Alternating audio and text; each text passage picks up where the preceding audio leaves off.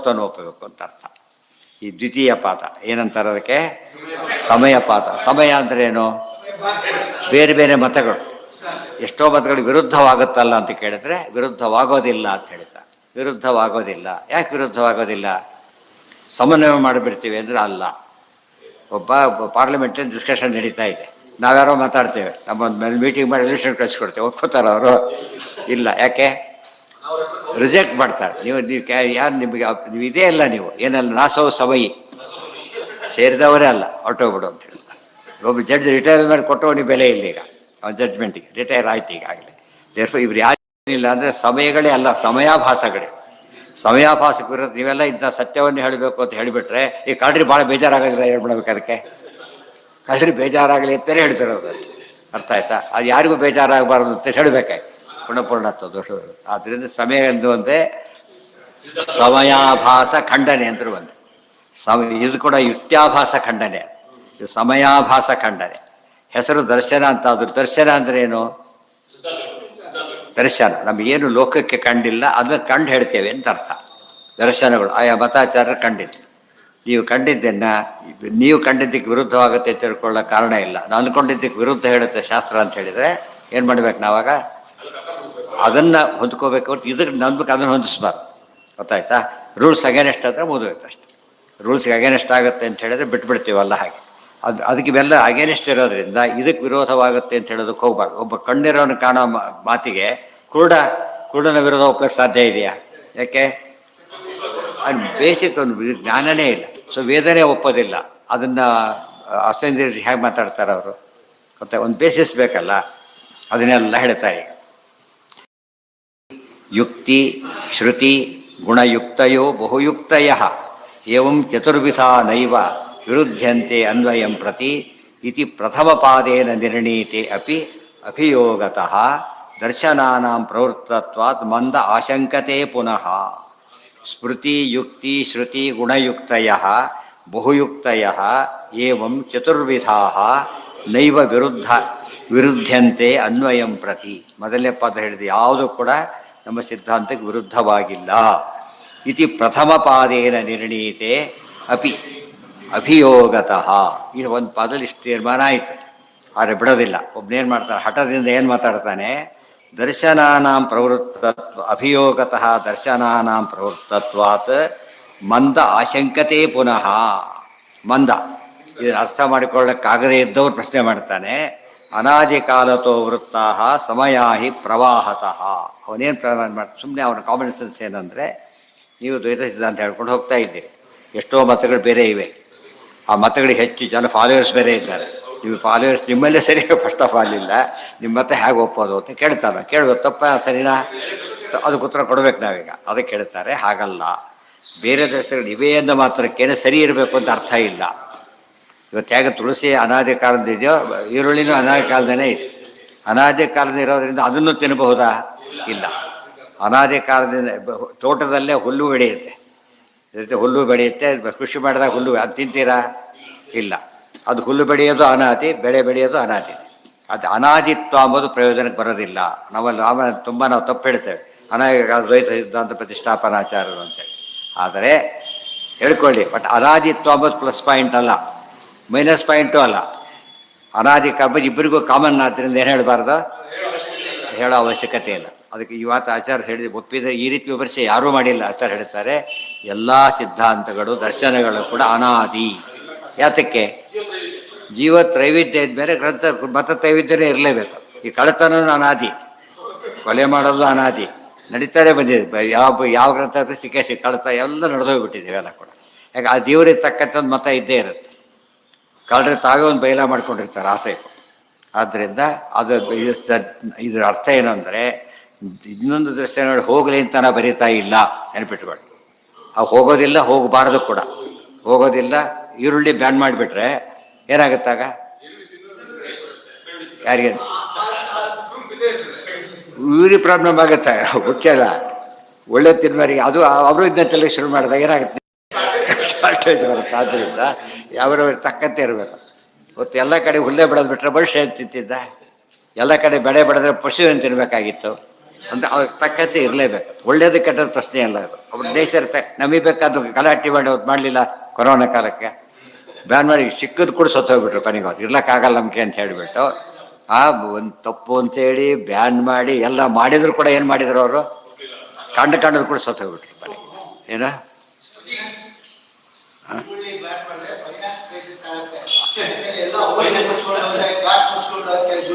ಅದೇ ಅಲ್ಲ ಅಷ್ಟೇ ಅಲ್ಲ ಇನ್ನೊಂದು ಬನ್ನಿ ಹಾಕಿದ್ದಾರೆ ಒಳ್ಳೆ ಇದನ್ನ ಹಾಕಿದ್ದಾರೆ. ಇಷ್ಟು ಫಾಸ್ಟಿಂಗ್ ಇಷ್ಟೆಲ್ಲ ಹೇಳ್ತೀರಿ ನೀವೀಗ ನಂಬರ್ದಲ್ಲ ಬೇರೆ ದೇಶದವ್ರು ಹಾಕಿದ್ದಾರೆ. ಯಾತಕ್ಕೆ ಇದೆಲ್ಲ ಕಂಪಲ್ಸರಿ ಮಾಡಬಾರ್ದು ಅಂತ ಕೇಳಿದರೆ ಯಾಕೆ ಮಾಡೋದಿಲ್ಲ ಅಂತಾರೆ. ವಯಸ್ಸುಗಳೆಲ್ಲ ಬಿಲಿಯನ್ಸ್ ಆಫ್ ದುಡ್ಡು ಹೋಗಿಬಿಡುತ್ತೆ, ಎಲ್ಲ ಆರೋಗ್ಯವಂತರಾಗಿಬಿಡ್ತಾರೆ. ಅದರಿಂದ ಅವ್ರು ಹೇಳೋದಿಲ್ಲ. ಅರ್ಥ ಆಯ್ತಾರೆ ನಿಮಗೆ? ನೀವು ಯಾವ ಡಾಕ್ಟ್ರ್ ಹತ್ರ ಬೇಕಾದ್ರೂ ಹೋಗಿ ಸುಮ್ಮನೆ ಅವ್ರು ಫಸ್ಟ್ ನಿಮಗೆ ರೋಗ ಟ್ರೀಟ್ಮೆಂಟ್ ಕೊಡ್ತಾರೆ ಹೊರತು ಯಾವುದೂ ಅಡ್ವೈಸ್ ಮಾಡ್ಲಿಕ್ಕೆ ಹೋಗೋದಿಲ್ಲ. ಯಾಕಂದ್ರೆ ಪೇಷಂಟ್ ಬರದೇ ಹೋಗ್ಬಿಟ್ರೆ ಗತಿ ಅದು ಆಮೇಲೆ ಜನರದು ಅದು ಪ್ರೊಫೆಷನಲ್ ಸೀಕ್ರೆಸಿ ಅಂತೀವಲ್ಲ ಹಾಗೆ ಅದು ಹೇಳೋದಿಲ್ಲ.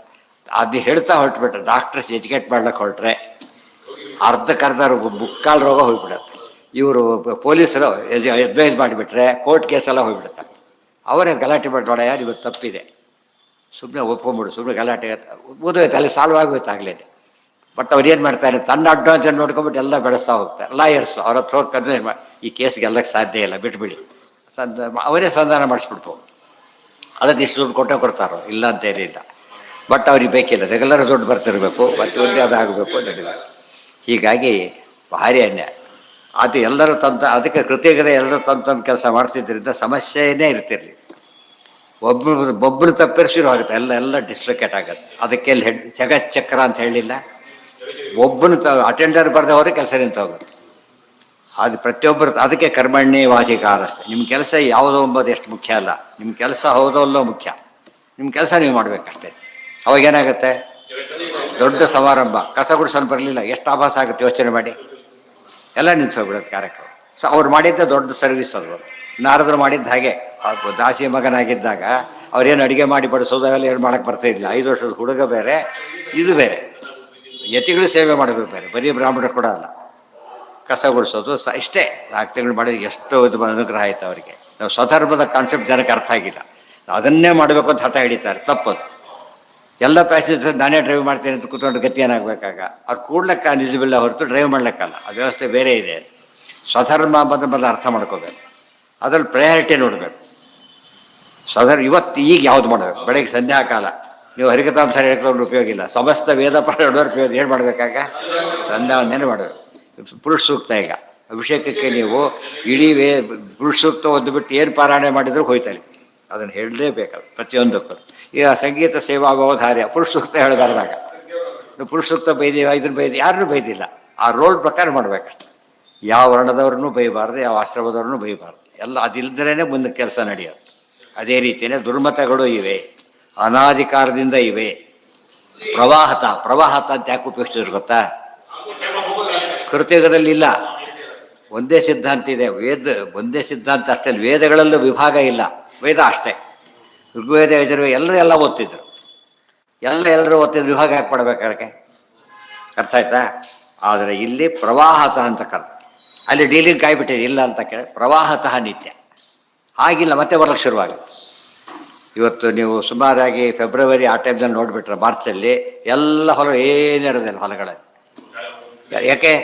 ಈ ಫಲ ತೊಗೊಂಡ್ಬಿಟ್ಟಿರ್ತಾರೆ, ಮಳೆ ಬಂದಿರೋದಿಲ್ಲ, ಬಿತ್ತಿರೋ ಎಲ್ಲ ಹಾಗೆ ಇರುತ್ತೆ.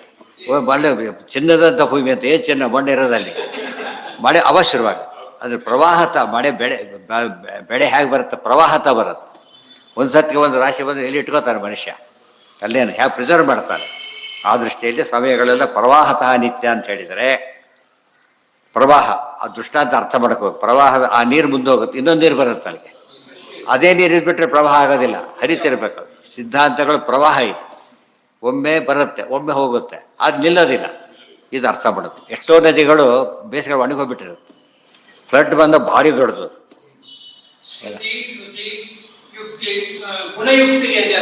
ಎಲ್ಲಿದೆ ಗುಣಯುಕ್ತಿ ಅಂತ ಹೇಳಿದರೆ ಗೌಣಯುಕ್ತಿಗಳು ಅಂತ ಅರ್ಥ. ಸೆಕೆಂಡರಿ. ಮೇನ್ ಯುಕ್ತಿ ಸಬಾರ್ಡಿನೇಟ್ ಯುಕ್ತಿಗಳು. ಗೌಣ ಶಬ್ದಕ್ಕೆ 2 ಅರ್ಥ. ಗುಣ ವಿರೋಧ ಮಾಡತಕ್ಕಂಥ ಯುಕ್ತಿಗಳು, ಯಾರಿಗೆಲ್ಲಿ ದೇವರಲ್ಲಿ ಪಕ್ಷಪಾತ ಇದೆ ಇತ್ಯಾದಿಗಳು. ಕೆಲವು ದೋಷವರ್ಜಿತ ಅಂತೀರಿ. ಯಾಕೆ ಒಪ್ಪಬೇಕು? ವಿರುದ್ಧ ಧರ್ಮ ಹೇಗೆ ಒಪ್ಲಿಕ್ಕಾಗುತ್ತೆ? ಅದಕ್ಕೆಲ್ಲ ಉತ್ತರ ಆಯಿತಾ. ಗುಣವಿರೋಧಿಯಾದ ಯುಕ್ತಿಗಳು. ಈ ಶುರು ಅದು ಹೇಳ್ತಾ ಇನ್ನು ಹೇಳಿಲ್ಲ ಅದನ್ನು, ಈಗ ಹೇಳ್ತಾರೆ. ಅನಾದಿ ಕಾಲದೋ ವೃತ್ತಾ ಸಮಯಾಹಿ ಸಮಯ ಶಬ್ದಕ್ಕೆ ಏನರ್ಥ ಇಲ್ಲಿ? ದರ್ಶನಗಳು ಅಂತ ಅರ್ಥ. ನಚ ಉಚ್ಛೇದೋಸ್ತಿ ಕಶ್ಯಾಪಿ ಸಮಯಸ್ಯ ಇತ್ಯತೋ ಬಿಹು. ಆದ್ದರಿಂದನೇ ಯಾವ ಸಮಯನೂ ಉಚ್ಛೇದ ಆಗೋದಿಲ್ಲ, ನಾಶ ಆಗೋದೇ ಇಲ್ಲ. ವೆರಿ ವೆರಿ ಇಂಪಾರ್ಟೆಂಟ್ ಈ ಮಾತಿಗೆ. ಇನ್ನೊಂದು ಉತ್ತರ, ಆಚಾರ್ಯ ಎಲ್ಲ ಸಿದ್ಧಾಂತನ ಯಾತಕ್ಕೆ ಹೋಗ್ಲಾಡಿಸ್ಬಿಟ್ಟು ತಾವೇ ಮಾಡಿ ಒಂದೇ ಉಳಿಸ್ಬೇಕಾಗಿತ್ತು. ಉಳಿಸ್ಬಾರ್ದು, ಅದಕ್ಕೆ ಉಳಿಸೋಕೆ ಹೋಗಲಿಲ್ಲ ಅವರು. ಸಮಯ ನಮ್ಮವ್ರ ಬರೆದವರಿದ್ದಾರೆ ಮಹಾನುಭಾವರು. ಆಚಾರ್ಯ ಕೈಲೇ ಆಗಲಿಲ್ಲ, ಇನ್ನೇ ಉಳಿದವ್ರು ಏನು ಮಾಡ್ತಾರೆ ಅಂತೇಳಿ. ಆ ಕೈಲೇ ಆಗಲಿಲ್ಲ ಅಲ್ಲ, ಬೇಕಿರಲಿಲ್ಲ. ಬೇಕಾದ್ರೆ ಮಾಡಿದ್ದಿದೆ. ಅವ್ರು ಭೀಮಸೇನಾಗಿದ್ದಾಗ ಎಲ್ಲರೂ ಕೂಡ ಇವರೇ, ಪ್ರತಿಯೊಬ್ಬರು ವೈಷ್ಣವರೇ. ಶಾಂತಿ ಭ್ರಾಂತಿ ಮೂಲತ್ವಮೇತೇಷಾಂ ಪೃಥಕ್ ದರ್ಶಯತಿ ಪ್ರಭು. ಮತ್ತು ಅಂಥ ಅವುಗಳ ವಿರೋಧ ಬಂದರೆ ಏನು ಮಾಡ್ತೀರಿ ಅಂದರೆ, ಅದು ಅವು ತಪ್ಪಿಗೆ ವಿರೋಧ ಬಂದರೆ ನಮಗೆ ಖುಷಿ ಆಗಬೇಕಾ ಹೊರತು ಏನಾಗಬಾರ್ದು. ಒಂದು ರೂಲು ಕಳ್ಳರಿಗೆ ಮೋಸಗಾರರಿಗೆ ವಿರೋಧವಾಗುತ್ತೆ ಅಂದರೆ ರೂಲ್ ಸರಿಯಾಗಿದೆ ಅಂತ ಅರ್ಥ. ಅವ್ರಿಗೆ ಅನುಕೂಲವಾಗಿದೆ ಅಂತ ಏನರ್ಥ? ರೂಲ್ ನಮಗೆ ಅನ್ಯಾಯ ಆಗುತ್ತೆ ಅಂತ ಅರ್ಥ. ಭ್ರಾಂತಿ ಮೂಲತ್ವಮೇತೇಷಾಂ ಪೃಥಕ್. ಭ್ರಾಂತಿ ಮೂಲತ್ವ ಅಂದರೆ ಏನು? ಇದೆಲ್ಲ ಎಲ್ಲಿ ಬಂದಿದೆ? ಹಾಂ, ಅಣುಭಾಷೆ ಇರಲಿ. ಇದು ನಮ್ಮ ಅದ್ಭುತ ಇದರಲ್ಲಿ ನಮ್ಮ ತತ್ವರ್ಣೀಯ ಬರಿಬಾರ್ದು. ಅಜ್ಞಾನ ವಿಪ್ರಲಂಭಯೋ ಪ್ರಾಪ್ತೇ ನಚ ಪೌರುಷೇಯಂ ವಾಕ್ಯಂ ಮಾನವ. ಪುರುಷ ಹೇಳಿದ್ರೆ ಎರಡು ಡೌಟ್ ಇದೆ. ಅವನಿಗೆ ಗೊತ್ತಿಲ್ಲದೆ ಹೇಳ್ಬೋದು, ತಪ್ಪು ಗೊತ್ತಿದ್ದು ಹೇಳ್ಬೋದು, ಮೋಸ ಮಾಡ್ಲಿಕ್ಕೆ ಹೇಳ್ಬೋದು.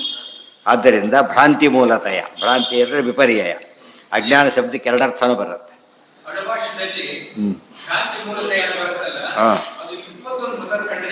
ಎಲ್ಲ ಇದಕ್ಕೆ ವಿರುದ್ಧವಾದ ಎಲ್ಲ ಮತಗಳು ಭ್ರಾಂತಿ ಮೂಲನೇ ಅಂತ. ಭ್ರಾಂತಿ ಅಂದರೆ ಏನು? ತಪ್ಪು ತಿಳುವಳಿಕೆಯಿಂದ ಬಂದಿರು, ಅವರೇ ಸರಿಯಾಗಿ ಅರ್ಥ ಮಾಡ್ಕೊಂಡಿಲ್ಲ ಹೇಳಿದ್ದಾರೆ ಅಂತ ಅರ್ಥ. ಅರೇ ಎಲ್ಲ ಮತ ಇರೋ ಸಮೀಪಾದ ಹೊರಟಿರೋದೇ ಅದಕ್ಕೋಸ್ಕರ. ವಿರುದ್ಧವಾದ ಮತಗಳ ಭ್ರಾಂತಿ ಮೂಲನೇ. ಸಾಮಾನ್ಯ ಉತ್ತರ ಒಂದು ಉತ್ತರ ಮಾತ್ರ ಸರಿ ಇರುತ್ತೆ, ಉಳಿದೆಲ್ಲ ಏನಾಗಿರುತ್ತೆ? ತಪ್ಪಾಗಿರುತ್ತೆ. ಆದರೆ ಇದು ಇನ್ಫೈನೈಟು. 4 × 4 16. ಇದು ಒಂದೇ ಸರಿ. ಉಳಿದೇನು ಹೇಳಿದ್ರು ಕೂಡ ಎಷ್ಟು ಹೇಳಿದ್ರು ತಪ್ಪೆ. 1 3 4 ಹೇಳ್ಕೊತ ಹೋಗಿ ಹಾಗೆ ಅಂತ ಜಾಸ್ತಿ ಇರುತ್ತೆ. ತಪ್ಪು ಹೆಚ್ಚು, ಸರಿ ಒಂದೇ ಯಾವಾಗಲೂ. ಅಂತೆ ಸಿದ್ಧಸ್ತು ಸಿದ್ಧ. ನಮ್ಮ ಜನ ಪ್ರಶ್ನೆ ಮಾಡ್ತಾರೆ, ಅಷ್ಟು ಸಿದ್ಧಾಂತ ನಮ್ಮದು ಇದೆ, ಅವ್ರದ್ದೆಲ್ಲ ತಪ್ಪು ಅಂದರೆ ತಪ್ಪಾಗಲ್ವಾ? ಎಲ್ಲರೂ ಫೇಲ್ ಮಾಡಿದ್ರೆ ತಪ್ಪಾಗಲ್ವಾ ಅಂದರೆ ಹಾಗೆ ಸರಿಯಾಗಿ ಬರೋದಿಲ್ಲ ಅಂದರೆ ಎಲ್ಲರೂ ಫೇಲ್ ಮಾಡಬೇಕಾಗುತ್ತೆ. ಒಂದನ್ನಲ್ಲ, ಒಂದು ಇಲ್ದೇ ಹೋಗ್ಬೋದು ಕೆಲವು ಸಲ. ಅದೆಲ್ಲ ಆರ್ಗ್ಯುಮೆಂಟ್ಗಳೆಲ್ಲ. ಅರ್ಥ ಆಯ್ತಾ? ನಾವು ಆ ರೀತಿ ಆರ್ಗ್ಯುಮೆಂಟನ್ನು ತಿಳ್ಕೊಂಡು ಏನು ಮಾಡ್ತಿದ್ದೀವಿ? ಇದೆಲ್ಲ ಕಾಮೆಂಟ್ ಮಾಡೋರು ನಮ್ಮವರೇ ಜಾಸ್ತಿ, ಬೇರೆಯವರಲ್ಲ. ನಮ್ಮದೇ ಸರಿ ಅಂತ ಹೇಳೋದ ಅದ್ರ ಉದ್ದೇಶ ಸಂಧಾನ ಬಿಡಬೇಕಾಗಿದೆ ಅವನು. ಅದು ಈ ಮಾತು ಹೇಳಿಬಿಟ್ರೆ ಖುಷಿಯಾಗಿಬಿಡುತ್ತೆ. ಉತ್ತರ ಕೊಡ್ಲಿಕ್ಕಾಗಲಿಲ್ಲ, ಸಂಧಾನ ಮಾಡೋದಿಲ್ಲ. ಇದಕ್ಕೆ ದುರುಪಯೋಗ ಮಾಡ್ಕೋತಾರೆ. ಹಾಗೆ ಹೇಳಬಾರ್ದು. ಎಂದೂ ಕೂಡ ಏನು ಹೇಳಬಾರ್ದು? ಸರಿ ತಪ್ಪು, ಸರಿ ನಾವು ಮಾಡಲಿ ಬಿಡಲಿ, ಸರಿ ಅಂತ ಒಪ್ಪಬೇಕು. ಗೊತ್ತಾಯ್ತಾ? ನಮಗೆ ವಿರೋಧವಾಗಿದೆ, ಆ್ಯಕ್ಚುಲಿ ನಮಗೆ ಅನ್ಯಾಯ ಆಗಿದೆ ಅಂತ ತಿಳ್ಕೊಬೋಣ ನಾವೀಗ. ಹೌದು, ನಾವು ತಪ್ಪು ಮಾಡಿದ್ದೇವೆ, ಅಷ್ಟು ಒಪ್ಕೋಬೇಕೆ ಹೊರತು ಅದಕ್ಕೋಸ್ಕರ ರೂಲ್ಸ್ ಚೇಂಜ್ ಮಾಡಬಾರ್ದು. ಭ್ರಾಂತಿ ಮೂಲತ್ವಮೇತೇಷಾಂ ಪೃಥಕ್ ದರ್ಶಯತಿ ಸ್ಫುಟಂ. ಒಂದು ಜನರಲ್ ಆನ್ಸರ್. ಏನು ಜನರಲ್ ಆನ್ಸರ್ ಅದು? ಅಲ್ಲಿ ಹೇಳಿದ್ದೆ, ಅಜ್ಞಾನ ವಿಪ್ರಲಂಬ ಇದೆ, ಯೋಚನೆ ಮಾಡೋಕ್ಕೆ ಹೋಗಬೇಡಿ, ಮುಗೀತು. ಅದು ಹೇಗೆ ಅಂತ ಡೆಮಾನ್ಸ್ಟ್ರೇಟ್ ಮಾಡ್ತಾರೆ, ಪ್ರತಿಯೊಂದನ್ನು ತೋರಿಸ್ತಾರೆ. ಸಾಂಖ್ಯ ಮತ ಹೇಗೆ, ಯೋಗ ಮತ ಹೇಗೆ, ಈ ಒಂದು ಮಾತು ಸಾಕು ಅರ್ಥ. ಅದಕ್ಕೆ ಅನುಭಾಷೆಯಲ್ಲಿ ಏನು ಮಾಡಿಬಿಟ್ರು? ಒಂದು ವಾಕ್ಯದಲ್ಲಿ ಎಲ್ಲ ಹೇಳಿಬಿಟ್ರು. ಆಗತ್ತೆ, ಉತ್ತರ ಸಾಕೋದು. ಡೀಟೇಲ್ಸ್ ಇಲ್ಲಿ ಬರ್ತಾಯಿದೆ. ಸಾಂಖ್ಯ ಮತ ಯಾತಕ್ಕೆ ಸರಿಯಲ್ಲ, ವೈಶೇಷಿಕ ಯಾತಕ್ಕೆ ಸರಿಯಲ್ಲ, ಗೊತ್ತಾಯ್ತಾ? ಪಾಶುಪತ ಯಾತಕ್ಕೆ ಸರಿಯಲ್ಲ, ಎಲ್ಲ ಹೇಳ್ತಾ ಹೋಗ್ತಾರೆ. ತಾಮಸತ್ವಾಚ್ಯ ಲೋಕಸ್ಯ ಮಿಥ್ಯಾಜ್ಞಾನ ಪ್ರಸಕ್ತಿತಃ. ಇನ್ನೊಂದು ಮತ್ತೆ ಇನ್ನು ಹೇಗಿದೆ ನೋಡಿ. ಇದೆಲ್ಲ ಇಂಟ್ರಡಕ್ಷನ್ ಓದಿಬಿಟ್ರೆ ಸಮಯಪಾದ ಅರ್ಥ ಆದಾಗ ಲೆಕ್ಕ. ಏನ ಬಿಡುದ್ದೆಲ್ಲ ಇದಷ್ಟೇ, ಇಲಿಸ್ಟ್ರೇಷನ್ ಇದು. ಹಾಗೆ ಭ್ರಾಂತಿ ತರ್ಕೈರ್ ದೃಢತಮೈರೇವ ವಾಕ್ಯೈಶ್ಚ ಆಗಮವಾದಿನಾಂ ದೌರ್ಲಭ್ಯ ಶುದ್ಧ ಬುದ್ಧೀನಾಂ ಬಾಹುಲ್ಯಾದ ಅಲ್ಪವೇದಿನ. ತರ್ಕೈ ದೃಢತಮೈರೇವ ವಾಕ್ಯೈಶ್ಚ ಆಗಮವಾದಿನಾಂ. ಯಾವುದಕ್ಕೆ? ತರ್ಕೈ ದೃಢತಮೈ. ಅವ್ರ ಯುಕ್ತಿಯಿಂದ ಮಾತಾಡಿದರೆ ಇನ್ನು ದೊಡ್ಡ ಯುಕ್ತಿ ನಾವು ಕೊಡ್ತೇವೆ ಅವರಿಗೆ, ಭಾಳ ದೊಡ್ಡ ಯುಕ್ತಿ ಕೊಡ್ತೇವೆ. ದೇವರಿಲ್ಲ, ಕಾಣಿಸೋದಿಲ್ಲ, ಆದ್ದರಿಂದ ಇರೋದೆಲ್ಲ ಕಾಣಿಸ್ಬೇಕು. ಯಾರು ಹೇಳಿದ್ರು ನಿನಗೆ? ಶುರುವಾಯ್ತಾಗ ಕಾಣಿಸ್ತಾ ಇರೋದು ಬೇಕಾದಷ್ಟಿದೆ. ಈ ಕಡೆಯಿಂದ ಆ ಕಡೆನೇ ಕಾಣಿಸೋದಿಲ್ಲ. ನಮಗೆ ಇಷ್ಟು ಮಾತ್ರ ಬಿಟ್ಟು ಉಳಿದೆಲ್ಲ ಮಿಥ್ಯ ಅಂತೀವಿ ನಾವು. ಹೇಗಿದ್ರೆ ಈ ಹಾಲು ಮಾತ್ರ ಸತ್ಯ, ಉಳಿದೆಲ್ಲ ಮಿಥ್ಯ, ಕಾಣಿಸೋದಿಲ್ಲ. ಆದ್ದರಿಂದ ಈ ಉತ್ತರಗಳು ಇವೆಲ್ಲ ಕೂಡ ಅದು ಸರಿಯಲ್ಲ. ಹಾಗೆ ದೃಢತಮೈರೇವ ವಾಕ್ಯಶ್ಚ ಆಗಮವಾದಿನ. ಆಗಮವಾದಿಗಳಾದರೆ ವಾಕ್ಯಗಳಿಂದ ಖಂಡನೆ ಮಾಡ್ತಾರೆ. ತರ್ಕ ಕೊಟ್ಟರೆ ತರ್ಕದಿಂದ ಖಂಡನೆ ಮಾಡ್ತಾರೆ. ಯಾವುದ್ರಲ್ಲಿ ಪ್ರಶ್ನೆ ಕೇಳಿದ್ರೆ ಅದ್ರಲ್ಲಿ ಉತ್ತರ ಕೊಡ್ತಾರೆ ಅಂತ ಅರ್ಥ. ಅವರು ಪರ್ಷಿಯನ್ ಭಾಷೆಯಲ್ಲಿ ಪ್ರಶ್ನೆ ಕೇಳಿದ್ರೆ ಪರ್ಷಿಯನ್ ಭಾಷೆಯಲ್ಲೇ ಉತ್ತರ ಕೊಡ್ತಾರೆ. ಅರ್ಥ ಆಯ್ತಾ? ಇದು ಇಂಪಾರ್ಟೆಂಟ್. ಯಾವುದೋ ಭಾಷೆಯಲ್ಲಿ ಮಾತಾಡಿ ಎಷ್ಟೋ ಜನ ಇರ್ತಾರೆ, ಭಾರಿ ಪಾಪ್ಯುಲರ್ ಇರ್ತಾರೆ, ಬೇರೆ ಲ್ಯಾಂಗ್ವೇಜ್ ಬರೋದಿಲ್ಲ. ಅವರು ದೇವರು, ಅವ್ರ ಪ್ರಕಾರ ಅವರು ದೇವರು ಭಗವಾನ್. ನಾನು ನೋಡಿದ್ದೇನೆ ಆ್ಯಕ್ಚುಲಿ. ಮಾತಾಡಬೇಕು, ದೊಡ್ಡ ಸಭೆ, ತಾವು ಭಾಷೆಯಲ್ಲೇ ಮಾತಾಡಿದ್ವಿ, ಈ ಭಾಷೆಯಲ್ಲಿ ಮಾತಾಡಲಿಲ್ಲ, ಇನ್ನೊಬ್ಬ ಟ್ರಾನ್ಸ್ಲೇಟ್ ಮಾಡಿ ಹೇಳ್ತಾ ಇದ್ದೆ. ಭಗವಾನ್ ಹೇಗಾಗ್ತಾರೆ ಆಗಿದ್ರೆ? ಅರ್ಥ ಆಯ್ತಾ? ಈಗ ಗೊತ್ತಾಗಲಿಲ್ಲ ವಿಷಯ.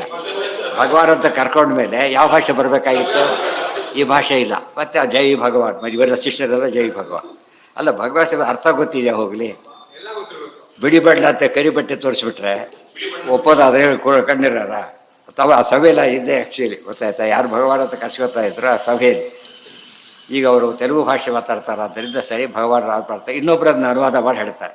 Each and every line T ವಿಯಲ್ಲಿ ತೋರಿಸ್ತಿರ್ತಾರೆ. ಅವ್ರು ಮಾತಾಡಿದಾಗ ಸೈಡಲ್ಲಿ ಒಬ್ಬರು ಅನುವಾದ ಮಾಡ್ತಾ ಇರ್ತಾರೆ, ಪ್ರತಿಯೊಂದು ಇದನ್ನು ಹಾಗೆ ಟ್ರಾನ್ಸ್ಲೇಟ್ ಮಾಡ್ತಿರ್ತಾರೆ.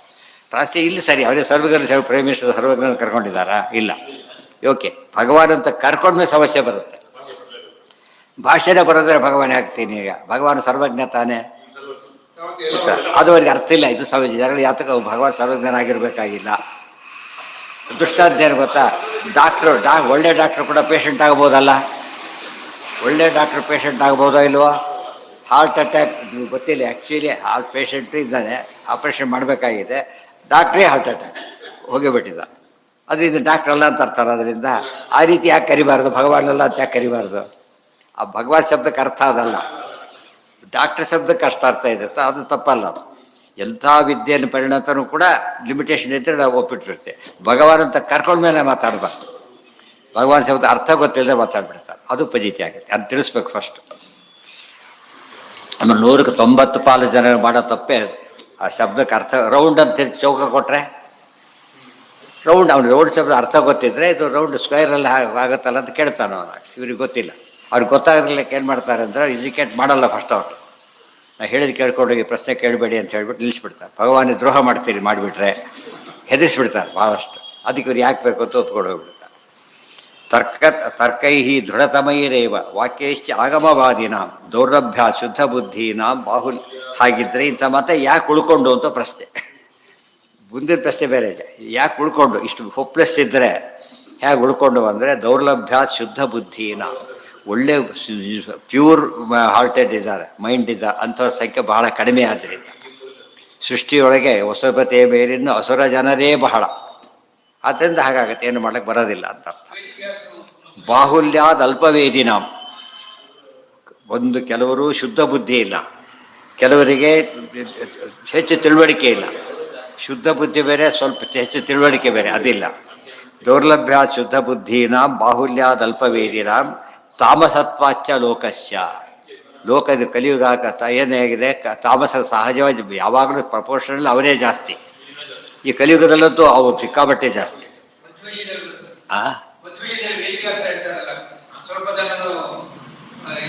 ಸ್ವಲ್ಪ ಜನ ಇರ್ತಾರೆ, ಭಾಳ ಸ್ವಲ್ಪ ಜನ ಇರ್ತಾರೆ, ಉದ್ಧಾರ ಆಗಬೇಕಲ್ಲ. ಈ ಇದಕ್ಕೆಲ್ಲ MA ಕೆಲವು ಪೋಸ್ಟ್ ಗ್ರ್ಯಾಜುಯೇಟ್ ಕೋರ್ಸಿಗೆ ತುಂಬ ಕಡಿಮೆ ಇರ್ತಾರೆ, 2-3 ಜನ ಇರ್ತಾರೆ ಅಷ್ಟೇ.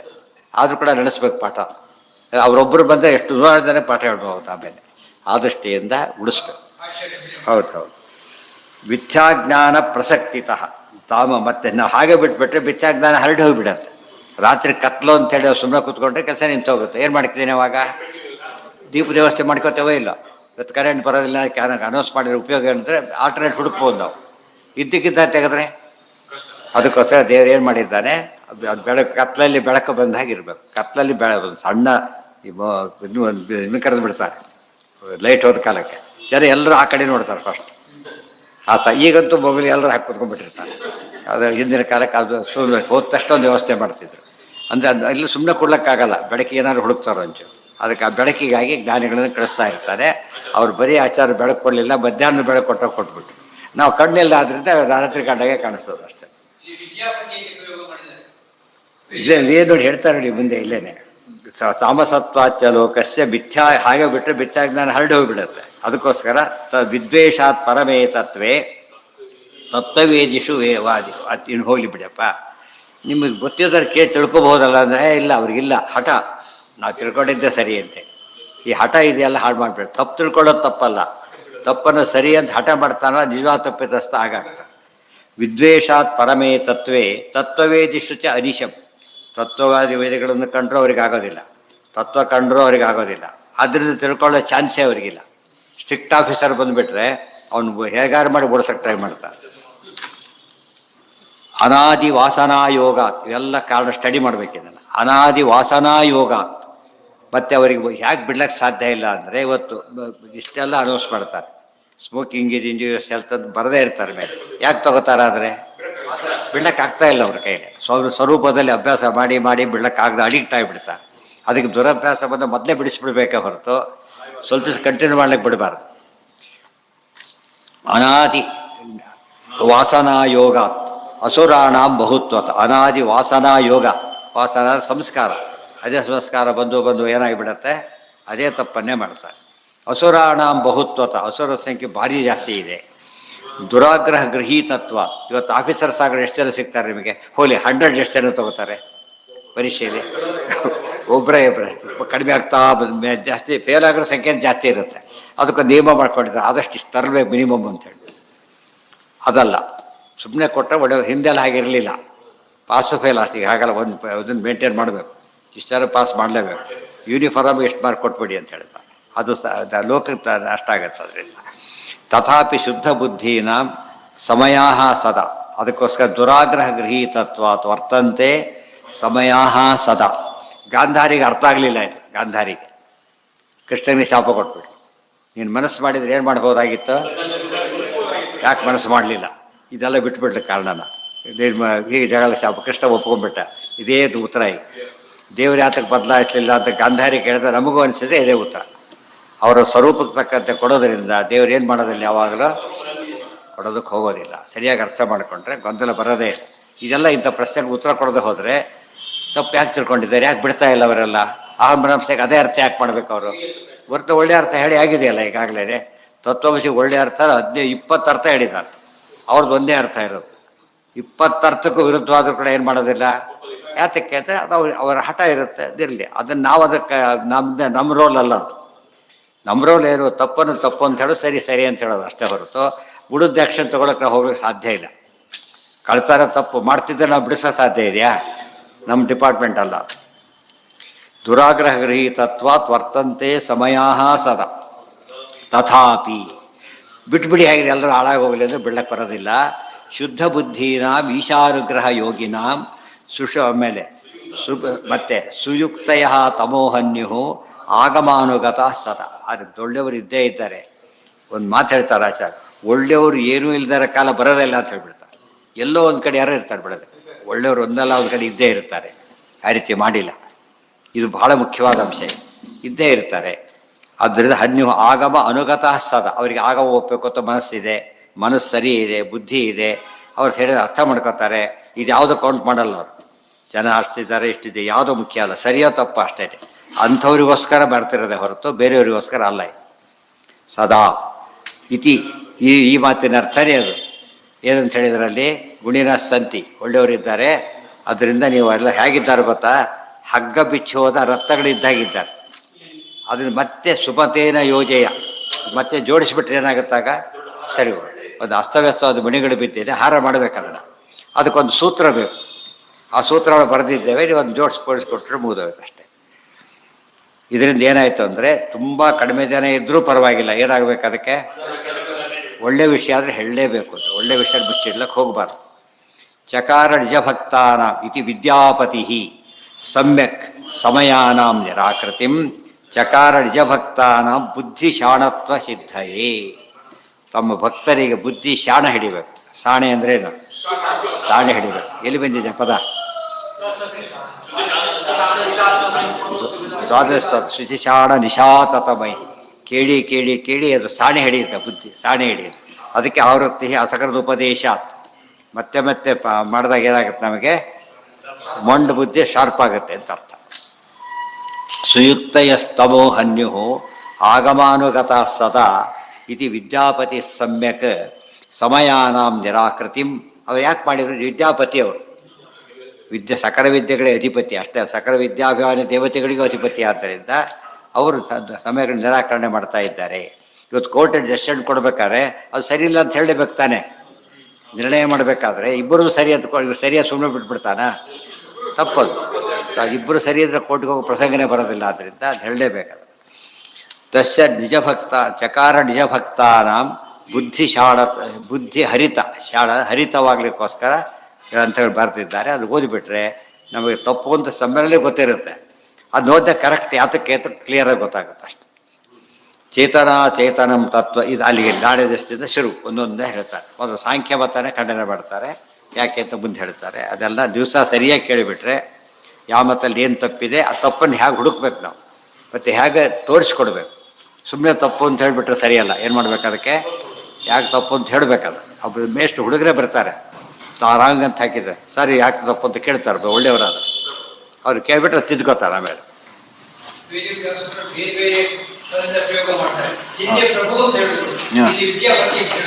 ಈಗ ಈಗೇನಂತ ಹೇಳ್ತಾರೆ, ಅದು ಪ್ರಸಂಗ ನೋಡಿ ಯಾವ ಪದ ಅದು ಉಪಯೋಗಿಸ್ತಾರೆ. ವಿದ್ಯೆಗಳ ಬಗ್ಗೆ ಮಾತಾಡ್ಬೇಕಾದ್ರೆ ವಿದ್ಯಾಪತಿ ಆಗಿರ್ಬೇಕು. ಯಾವುದೋ ವಿವಾಹದ ಪ್ರಸ್ತಾವ ಬಂದಾಗ ಇಂದಿರೇಶ ಅಂತ ಕರೀತಾರೆ.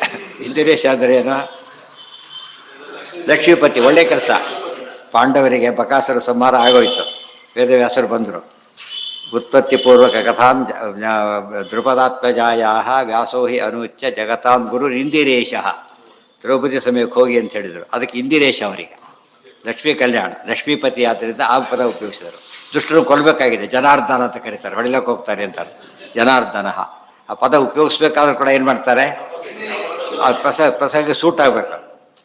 ಆದರೆ ಆ ರೀತಿ ಸ್ಟಡಿ ಮಾಡಿದಾಗ ಅದು ಅಧ್ಯಯನ ಅಂತ ಕರೀತಾರೆ. ಅಧ್ಯಯನ ಅಂದರೆ ಅದನ್ನೆಲ್ಲ ಮಾಡಬೇಕು. ಸುಮ್ಮನೆ ಶ್ರವಣ ಅಂದರೆ ಅಷ್ಟೇ, ಅಧ್ಯಯನ ಆಗಲಿಲ್ಲ. ಅದು ಸರಿಯಾಗಿ ವಿಚಾರ ಮಾಡಿಕೊಂಡು ಇದು ಕರೆಕ್ಟ್ ಆಗಿದೆ ಅಂತ ಪ್ರತಿ ಪದನೂ ಸಮರ್ಥನೆ ಮಾಡ್ಕೋಬೇಕು. ಚೇತನ